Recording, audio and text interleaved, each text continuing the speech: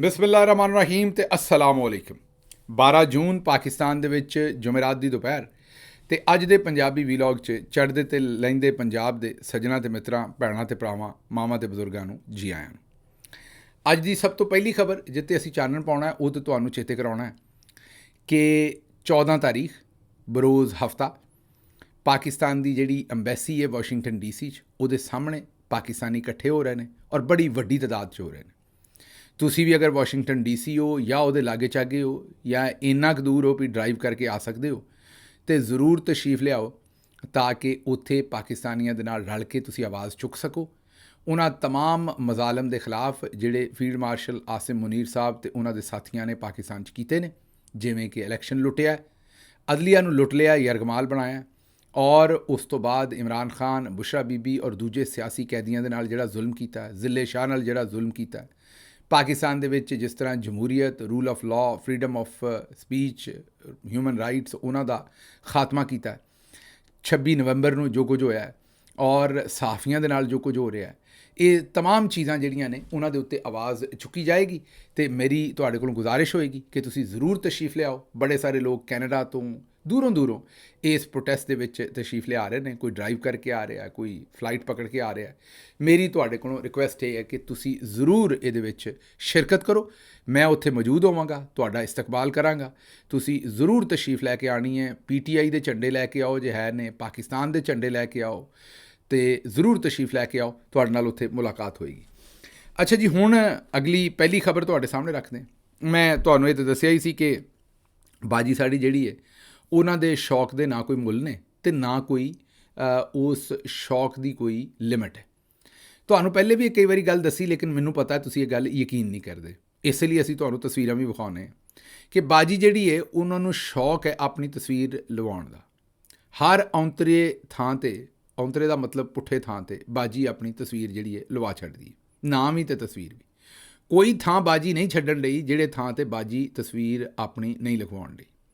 ਸ਼ੁਕਰ ਇਹ ਕਰੋ ਵੀ ਬਾਜੀ ਨੇ ਅਜੇ ਤੱਕ ਇਹ ਕਾਨੂੰਨ ਨਹੀਂ ਬਣਾ ਛੱਡਿਆ ਵੀ ਜਿਹੜਾ ਨਵਾਂ ਬੱਚਾ ਜੰਮੇਗਾ ਉੱਤੇ ਟੈਟੂ ਹੀ ਬਣਾ ਦਿਓ ਬਾਜੀ ਮਰੀਮ ਦੀ ਤਸਵੀਰ ਦਾ, ਤਾਂ ਕਿ ਜਿਵੇਂ ਜਿਵੇਂ ਵੱਡਾ ਹੋਵੇ ਉਹ ਟੈਟੂ ਵੀ ਨਾਲ ਵੱਡਾ ਹੁੰਦਾ ਜਾਵੇ।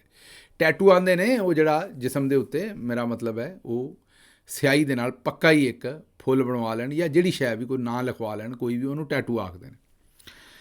ਅੱਛਾ ਜੀ, ਇਹ ਸੂਰਤ ਹਾਲ ਤੇ ਤੁਸੀਂ ਵੇਖ ਲਈ ਸੀ ਪਿਛਲੇ ਦਿਨਾਂ ਦੇ ਵਿੱਚ ਕਿ ਜਿਹੜੇ ਹਸਪਤਾਲ ਦੀਆਂ ਰਿਪੋਰਟਾਂ ਸਨ ਉਹਨਾਂ ਦੇ ਵਿੱਚ ਵੀ ਬਾਜੀ ਦੀ ਤਸਵੀਰ ਆਉਂਦੀ ਸੀ। ਕੋਈ MRI ਮਸ਼ੀਨ ਹੈ ਤੇ ਉਹ ਵੀ, ਕਿਤੇ ਕੋਈ ਬਾਥਰੂਮ ਬਣੇ ਨੇ ਤੇ ਉਹ ਵੀ, ਕਿਤੇ ਕੋਈ ਵਾਰਡ ਬਣਿਆ ਤੇ ਉਹ ਵੀ, ਕਬਰਸਤਾਨ ਦੇ ਵਿੱਚ ਚਾਰ ਦੀਵਾਰੀ ਹੋ ਗਈ ਤੇ ਉੱਥੇ ਕਬਰਸਤਾਨ 'ਚ ਵੀ। ਮਤਲਬ ਕੋਈ ਥਾਂ ਬਾਜੀ ਆਟੇ ਦੀ ਗੁੱਥੀ ਤੋਂ ਲੈ ਕੇ ਕੋਈ ਥਾਂ ਬਾਜੀ ਨਹੀਂ ਸੀ ਛੱਡਣ ਰਹੀ ਜਿੱਥੇ ਬਾਜੀ ਆਪਣੀਆਂ ਤਸਵੀਰਾਂ ਨਹੀਂ ਸੀ ਲਵਾਉਂਦੀ। ਮੈਂ ਤੁਹਾਨੂੰ ਦੱਸਿਆ ਸੀ ਕਿ ਇਹ ਜਿਹੜੇ ਵਜ਼ਾਰਤ ਬਹਿਬੂਦ ਆਬਾਦੀ ਵਾਲੇ ਨੇ, ਆਬਾਦੀ ਦੀ ਰੋਕਥਾਮ ਵਾਸਤੇ ਜਾਂ ਆਬਾਦੀ ਨੂੰ ਕੰਟਰੋਲ ਕਰਨ ਵਾਲਾ ਜਿਹੜਾ ਉਹਨਾਂ ਦਾ ਮਟੀਰੀਅਲ ਹੁੰਦਾ, ਉਹਦੀ ਮੈਂ ਡਿਟੇਲ 'ਚ ਨਹੀਂ ਜਾਂਦਾ ਵੀ ਕੀ ਕੁਝ ਹੁੰਦਾ ਹੈ। ਤੁਸੀਂ ਸਾਰੇ ਸਿਆਣੇ ਹੋ, ਤੁਹਾਨੂੰ ਪਤਾ ਹੈ। ਅਤੇ ਇਹ ਬਲਕਿ ਜਿਹੜੇ ਸਿਆਣੇ ਨਹੀਂ, ਜਿਹੜੇ ਦੰਦ ਕੱਢਣ ਡਏ ਨੇ, ਇਹਨਾਂ ਨੂੰ ਬਹੁਤਾ ਪਤਾ ਹੈ ਅਤੇ ਇਹਨਾਂ ਦਾ ਇੰਟਰਸਟ ਵੀ ਉਹਨਾਂ ਸ਼ੈਵਾਂ ਦੇ ਵਿੱਚ ਬਹੁਤਾ ਹੈ। ਜਿਨ੍ਹਾਂ ਨੇ ਜਿਹੜੇ ਮਜ਼ਾਇਲ ਚਲਾਉਣੇ ਨਹੀਂ, ਉਸ ਦੇ ਬਾਵਜੂਦ ਉਹਦੇ ਵਿੱਚ ਬੜਾ ਹੀ ਜ਼ਿਆਦਾ ਇੰਟਰਸਟ ਲੈਂਦੇ ਨੇ। ਅੱਛਾ, ਖੈਰ ਮੁਖਤਸਰ ਗੱਲ ਇਹ ਹੈ ਕਿ ਉਹਦੇ ਉੱਤੇ ਵੀ ਫੈਸਲਾ ਇਹੀ ਹੋਇਆ ਵੀ ਬਾਜੀ ਦੀਆਂ ਤਸਵੀਰਾਂ ਲਵਾ ਦਿਓ। ਉਹ ਤੇ ਇੱਕ ਬਿਊਰੋਕਰੇਟ ਨੇ ਮਿੰਨਤ ਕੀਤੀ ਅੱਗੋਂ, ਉਹ ਜਿਹੜੀ ਬਾਜੀ ਹੈ ਮੀਸਣੀ, ਜਿਹੜੀ ਆਪਣੀ ਮਰੀਮ ਔਰੰਗਜ਼ੇਬ ਸਾਹਿਬਾ, ਉਹਨਾਂ ਨੂੰ ਕਿ ਭੈਣ ਮੇਰੀ ਇਹ ਕੰਮ ਨਾ ਕਰੋ, ਇਹ ਬੜਾ ਮਾਯੂਬ ਕੰਮ ਹੈ, ਮਿਹਰਬਾਨੀ ਕਰੋ, ਇਹ ਠੱਠਾ ਬਣੇਗਾ। ਅਤੇ ਬਾਜੀ ਰੁਕੀ। ਇਹ ਹੁਣ ਜ਼ਰਾ ਐਡੀ ਲੰਮੀ ਗੱਲ ਕਿਉਂ ਕੀਤੀ ਹੈ, ਇਹ ਜ਼ਰਾ ਵੇਖ ਲਓ ਕਿ ਬਾਜੀ ਨੇ ਨਵਾਂ ਕੰਮ ਕੀਤਾ ਜੇ। ਬਾਜੀ ਨੂੰ ਆਉਂਦੇ ਨਾ ਸ਼ੌਂਕ ਦਾ ਮੁੱਲ ਕੋਈ ਨਹੀਂ, ਅਤੇ ਬਾਜੀ ਨੂੰ ਨਵਾਂ ਸ਼ੌਕ ਹੋਇਆ ਔਰ ਉਹ ਜਿਹੜਾ ਸ਼ੌਕ ਹੋਇਆ ਉਹ ਇਹ ਹੋਇਆ ਕਿ ਬਾਜੀ ਨੇ ਤਸਵੀਰਾਂ ਜਿਹੜੀਆਂ ਨੇ ਉਹ ਹੁਣ ਜਿਹੜੀ ਗੰਦ ਚੁੱਕਣ ਵਾਲੀਆਂ ਟਰਾਲੀਆਂ ਨੇ, ਜਿਹੜੇ ਖਾਕਰੂਬ ਜਿਹੜੇ ਨੇ ਉਹ ਗੰਦ ਚੁੱਕਦੇ ਨੇ, ਉਹਦੇ 'ਚ ਗਾਰਾ ਵੀ ਪੈਂਦਾ ਹੈ, ਦੂਸਰੇ ਕੰਮ ਵੀ ਨੇ, ਉੱਥੇ ਬਾਜੀ ਨੇ ਤਸਵੀਰਾਂ ਲਵਾਤੀਆਂ ਨੇ। ਮੈਨੂੰ ਕਿਸੇ ਨੇ ਮਜ਼ਾਕ ਨਾਲ ਆਖਿਆ ਸੀ ਵੀ ਬਾਜੀ ਨੇ ਗਟਰ ਦੇ ਢੱਕਣਾਂ 'ਤੇ ਵੀ ਤਸਵੀਰਾਂ ਲਵਾ ਦੇਣੀਆਂ ਨੇ। ਮੈਨੂੰ ਹੁਣ ਲੱਗਦਾ ਹੈ ਵੀ ਬਾਜੀ ਨੇ ਗਟਰ ਦੇ ਢੱਕਣਾਂ 'ਤੇ ਉਤਲੇ ਪਾਸੇ ਵੀ ਤਸਵੀਰਾਂ ਲਵਾਉਣੀਆਂ ਨੇ ਅਤੇ ਥੱਲੇ ਪਾਸੇ ਵੀ। ਮਤਲਬ ਜੇ ਕੋਈ ਗਟਰ 'ਚੋਂ ਬਾਹਰ ਆ ਰਿਹਾ ਹੋਵੇ ਕੱਢ ਕੇ ਅਤੇ ਉਹ ਵੀ ਵੇਖੇ ਵੀ ਬਾਜੀ ਦੀ ਤਸਵੀਰ, ਬਾਹਰ ਵਾਲਾ ਤਾਂ ਵੇਖੇਗਾ ਹੀ ਉਤਲੇ ਪਾਸੇ। ਮਤਲਬ ਥਾਂ ਨਹੀਂ ਬਾਜੀ ਕੋ ਛੱਡਣ ਲਈ। ਉਹ ਜੋ ਵੀ ਉਹ ਕੂੜਾ ਗੰਦ, ਜੋ ਕੁਝ ਵੀ ਤੁਹਾਨੂੰ ਪਤਾ, ਗੰਦਾ ਗਲੀਜ਼ ਤਰੀਨ ਗੰਦ ਜਿਹੜਾ ਉਹਨਾਂ ਟਰਾਲੀਆਂ 'ਚ ਭਰਿਆ ਜਾਂਦਾ ਹੈ ਅਤੇ ਉਹ ਗੰਦੀਆਂ ਹੁੰਦੀਆਂ ਨੇ। ਇਹ ਤੁਸੀਂ ਫਿਰ ਵੀਡੀਓ 'ਚ ਦੇਖ ਵੀ ਰਹੇ ਹੋ।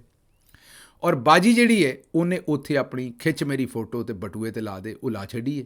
ਉਹਦੇ ਉੱਤੋਂ ਦੀ ਹੁਣ ਗੰਦ ਚੋਏਗਾ, ਸਮਝਦੇ ਹੋ ਨਾ। ਅਤੇ ਫਿਰ ਮੈਨੂੰ ਲੱਗਦਾ ਵਿਚਾਰੇ ਖਾਕਰੂਪ ਜਿਹੜੇ ਨੇ, ਇਹਨਾਂ ਦੀ ਸ਼ਾਮਤ ਆਏਗੀ। ਇਹਨਾਂ ਨੂੰ ਜੇ ਕਿਤੇ ਬਾਜੀ ਦੀ ਨਜ਼ਰ ਪੈ ਗਈ ਕਿ ਬਾਜੀ ਨੂੰ ਐਡਾ ਗੰਦਿਆਂ ਕਰ ਛੱਡਿਆ ਮੇਰਾ ਮਤਲਬ ਬਾਜੀ ਦੇ ਉੱਤੇ, ਬਾਜੀ ਦੇ ਤੋਂ ਸਿਰ ਦੇ ਉੱਤੇ ਹੀ ਖੇਹ ਪਾ ਦਿੱਤੀ ਨਾ।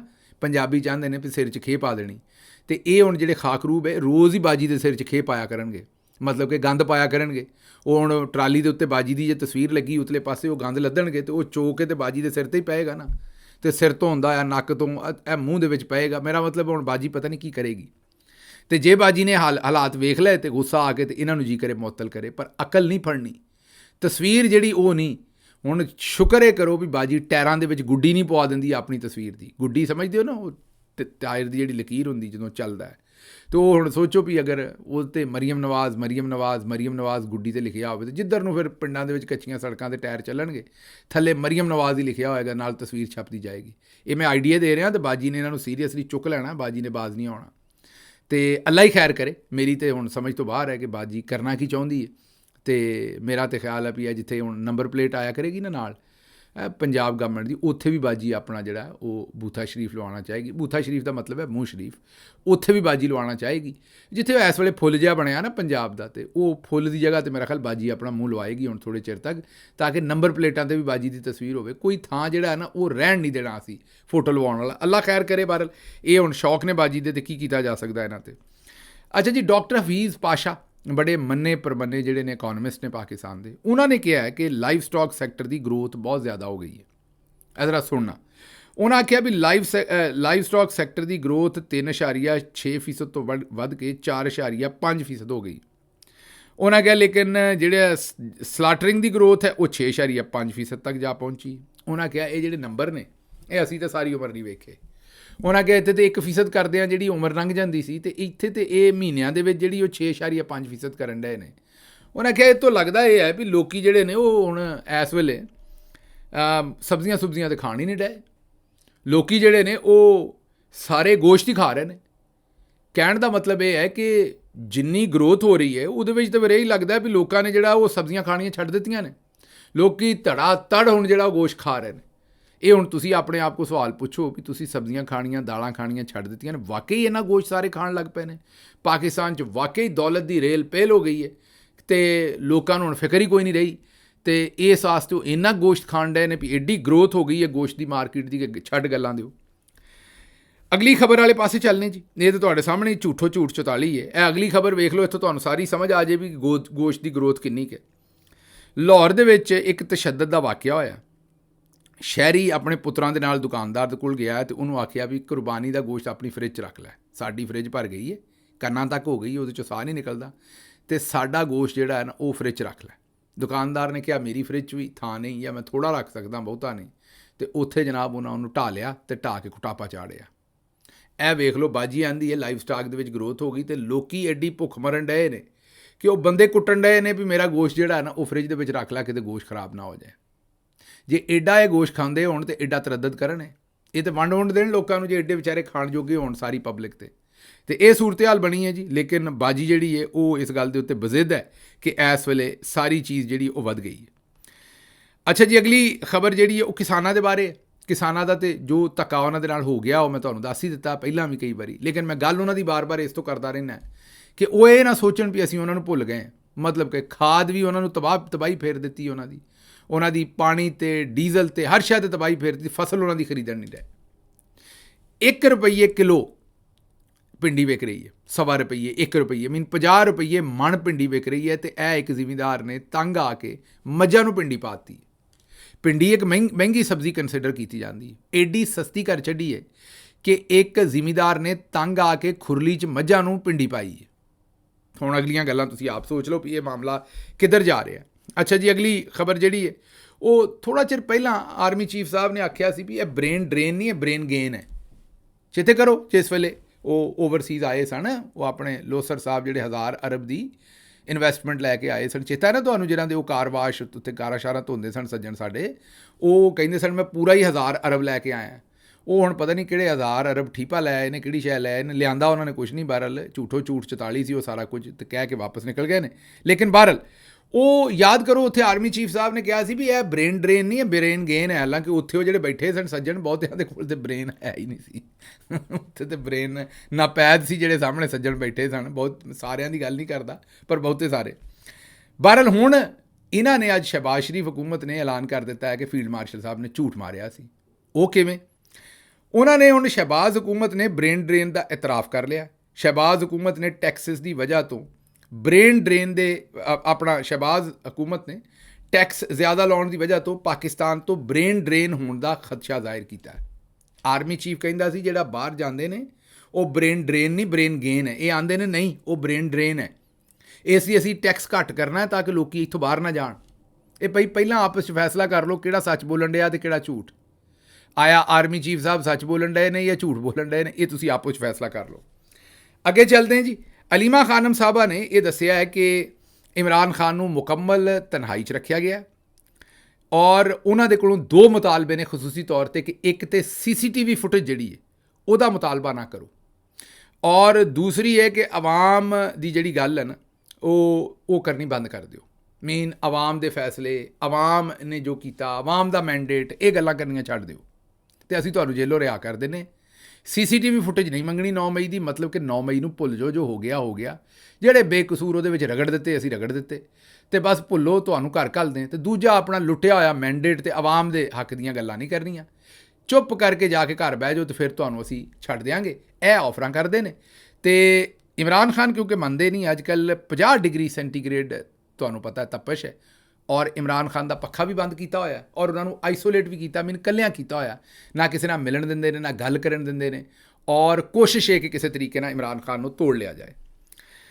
ਅੱਛਾ ਜੀ, ਅਲੀ ਅਮੀਨ ਗੰਡਾਪੁਰ ਸਾਹਿਬ ਨੇ ਇਮਰਾਨ ਖਾਨ ਦੀ ਰਿਹਾਈ ਲਈ ਜਿਹੜਾ ਅਮਰੀਕਾ 'ਚ ਇਹਤਜਾਜ ਹੋ ਰਿਹਾ ਉਹਦੀ ਉਹਨਾਂ ਨੇ ਹਮਾਇਤ ਕੀਤੀ ਹੈ ਔਰ ਉਹਨਾਂ ਨੇ ਕਿਹਾ ਕਿ ਇਮਰਾਨ ਖਾਨ ਦੀ ਰਿਹਾਈ ਲਈ ਇਹ ਆਲਮੀ ਇਹਤਜਾਜ ਦੀ ਬੜੀ ਅਹਿਮੀਅਤ ਹੈ ਔਰ ਉਹਦੀ ਉਹਨਾਂ ਨੇ ਹਮਾਇਤ ਵੀ ਕੀਤੀ। ਇਹ ਚੰਗੀ ਗੱਲ ਹੈ ਉਹਨਾਂ ਨੇ ਕੀਤੀ ਕਿਉਂਕਿ ਪਾਕਿਸਤਾਨ 'ਚ ਕੁਝ ਦੋਸਤਾਂ ਨੇ ਤਾਂ ਜ਼ਾਹਿਰ ਹੈ ਇਹਦੀ ਹਮਾਇਤ ਉਸ ਤਰੀਕੇ ਨਾਲ ਨਹੀਂ ਕੀਤੀ, ਲੇਕਿਨ ਕੁਝ ਹੁਣ ਕਰ ਰਹੇ ਨੇ। ਬਹਰਹਾਲ ਹਮਾਇਤ ਕੋਈ ਕਰੇ ਜਾਂ ਨਾ ਕਰੇ, ਅਸੀਂ ਤਾਂ ਇਹਤਜਾਜ ਕਰਨਾ ਹੈ ਜੀ। ਮੈਂ ਤਾਂ ਉੱਥੇ ਅਪੜਾਂਗਾ ਅਤੇ ਮੇਰੀ ਤੁਹਾਡੇ ਕੋਲੋਂ ਵੀ ਗੁਜ਼ਾਰਿਸ਼ ਹੈ ਕਿ ਤੁਸੀਂ ਵੀ ਜ਼ਰੂਰ ਆਓ। ਆਖਰੀ ਖਬਰ ਤੁਹਾਡੇ ਸਾਹਮਣੇ ਰੱਖਦੇ ਹਾਂ ਕਿ ਹੁਕੂਮਤੀ ਤਨਖਾਹਾਂ 'ਚ ਇਜ਼ਾਫਾ ਬਾਮੁਕਾਬਲਾ ਅਵਾਮੀ ਸਿਹਤ ਫੰਡ। ਇੱਕ ਪਾਸੇ ਤੁਹਾਨੂੰ ਪਤਾ ਹੈ ਕਿ ਜਿਹੜੇ ਚੇਅਰਮੈਨ ਸੈਨੇਟ ਨੇ, ਜਿਹੜੇ ਆਪਣੇ ਸਪੀਕਰ ਕੌਮੀ ਅਸੈਂਬਲੀ ਨੇ, ਵਜ਼ਰਾ ਨੇ, ਉਹ ਸਾਰਿਆਂ ਦੀਆਂ 500 ਬਲਕਿ ਚੇਅਰਮੈਨ ਸੈਨੇਟ ਅਤੇ ਆਪਣਾ ਕੌਮੀ ਅਸੈਂਬਲੀ ਸਪੀਕਰ, ਉਹਨਾਂ ਦੀਆਂ ਤਨਖਾਹਾਂ 'ਤੇ 630% ਇਜ਼ਾਫਾ ਕੀਤਾ ਗਿਆ। 630%। ਬਾਕੀ ਜਿਹੜੇ ਵਜ਼ੀਰ ਸ਼ਜ਼ੀਰ ਨੇ ਉਹਦੇ ਕਿਸੇ ਦੇ 500%, ਕਿਸੇ ਦੇ ਕਿੰਨੇ। ਅਤੇ ਹੁਣ ਤੁਹਾਨੂੰ ਦੱਸਦੇ ਹਾਂ ਕਿ ਪੰਜਾਬ ਆਪਣਾ ਪਾਕਿਸਤਾਨ ਦੀ ਜਿਹੜੀ ਆਵਾਮ ਹੈ ਫੀਕਸ ਬੰਦਾ ਉਹਦੇ ਵਾਸਤੇ ਸਿਰਫ 81 ਰੁਪਈਏ ਸਿਹਤ ਵਾਸਤੇ ਰੱਖੇ ਗਏ ਨੇ। ਲਓ ਬਈ, ਤੁਹਾਡੇ ਸਾਰਿਆਂ ਦੇ ਕੋਲ 81 ਰੁਪਈਏ ਨੇ ਸਿਹਤ ਵਾਸਤੇ। ਉਹ ਇਮਰਾਨ ਖਾਨ ਜਿਹੜਾ ਤੁਹਾਨੂੰ ਦੇ ਕੇ ਗਿਆ ਸੀ ਨਾ 10 ਲੱਖ ਵਾਲਾ ਸਿਹਤ ਕਾਰਡ, ਉਹ ਹੁਣ ਗਿਆ ਜੇ ਮੁੱਖ ਕੰਮ। ਹੁਣ ਤੇ ਪੂਰੇ ਸਾਲ ਦੇ ਔਰ ਉਹ ਜਿਹੜਾ 10 ਲੱਖ ਸੀ ਉਸ ਤੋਂ ਵੀ ਵੱਧ ਲੱਭ ਸਕਦੇ ਸਨ ਅਗਰ ਅੱਲਾ ਮਾਫ ਕਰੇ ਕੋਈ ਬਹੁਤੀ ਭੈੜੀ ਬਿਮਾਰੀ ਹੋ ਜਾਏ। ਹੁਣ ਅਗਲਿਆਂ ਨੇ ਤੁਹਾਡੇ ਲਈ ਰੱਖੇ ਨੇ 81 ਰੁਪਈਏ, 81,000 ਨਹੀਂ, 8100 ਨਹੀਂ, 81 ਰੁਪਈਏ। 19 ਰੁਪਈਏ ਘੱਟ 100 ਰੁਪਈਆ। 19 ਆਪਣੇ ਕੋਲੋਂ ਪਾਓ, ਜਾਓ ਹੁਕੂਮਤ ਨੂੰ ਦਿਓ ਅਤੇ 100 ਰੁਪਈਏ ਦਾ ਨੋਟ ਲੈ ਲਓ ਅਤੇ ਮੌਜਾਂ ਕਰੋ ਅਤੇ ਆਪਣਾ ਇਲਾਜ ਕਰਾਓ। ਹੁੰਦਾ ਠੀਕ ਹੈ, ਨਹੀਂ ਹੁੰਦਾ ਤਾਂ ਅਗਲਿਆਂ ਨੂੰ ਫਿਰ ਵੀ ਕੋਈ ਲੈਣ ਦੇਣ ਨਹੀਂ। ਇਹ ਜੇ ਜਨਾਬ ਇਸ ਹਕੂਮਤ ਦੇ ਰੁਝਾਨਾਤ, ਇਹ ਨੇ ਇਹਨਾਂ ਦੀਆਂ ਗੱਲਾਂ।